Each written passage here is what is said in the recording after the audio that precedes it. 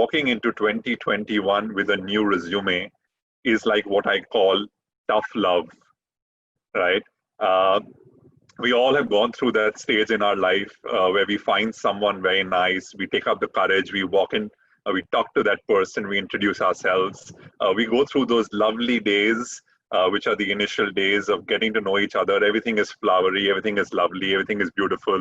There's love in the air, there's sunshine every day. But all of that's not going to happen in this age and time. So you're going to fast forward to moving into that space, which I call as tough love. And that's the current situation that we are in. So if you look at the relationship between an employer and a candidate, or an employer or an employee, you're typically in the zone of tough love.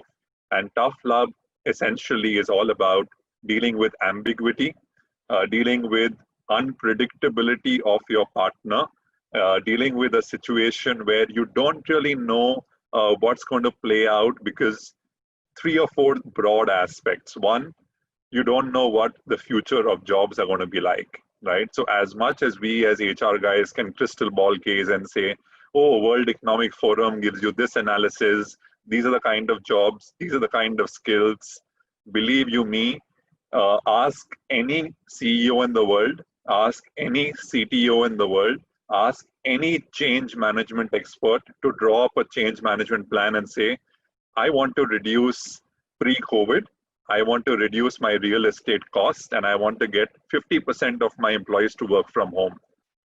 Everybody tried it out. No one was successful.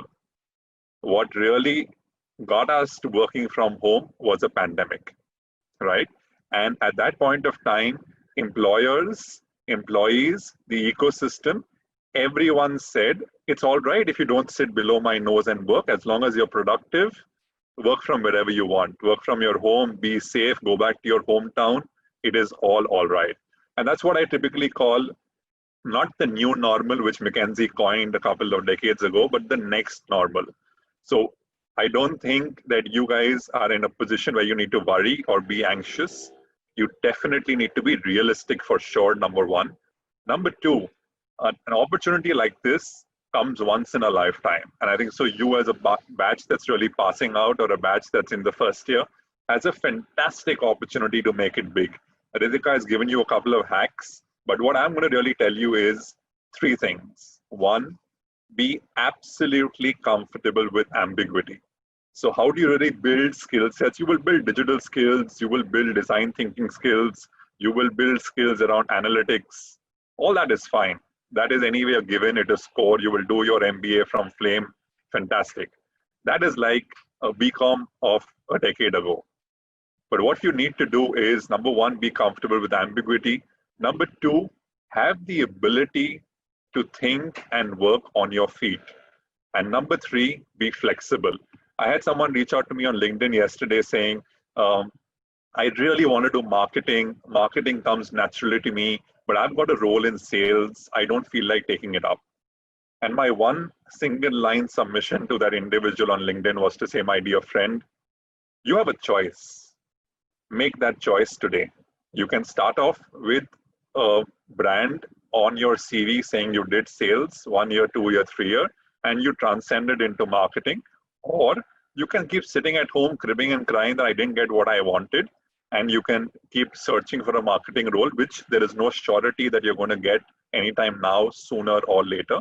I wish you all the best. I hope you get that role in marketing. But if you don't, why are you so hell-bent towards sales? I've been visiting a lot of colleges over the last couple of decades, and I see many of us, including me, I'm not saying it's us versus them, including me, we were very, very rigid to say, no, I will do only this. I am not open to going to Hazira and working. I don't want to work at a plant. I don't want to do a field job. I think it's high time reality has hit us in our face. Let's drop all these inhibitions. Let's pick whatever comes our way and make the best of it. And as things improve, as things open up, as the economy opens up, of course, if you're brilliant, roles will open up for you. But don't sit on a high horse. Get off that high horse. Ensure that you build all the skills, all the hacks that Ritika has spoken to you about. If you already know of them, fantastic. If you don't, we'll spend some more time doing a deep dive, sharing our perspective with you of how you can really make inroads. But with those opening lines, back to you, Professor.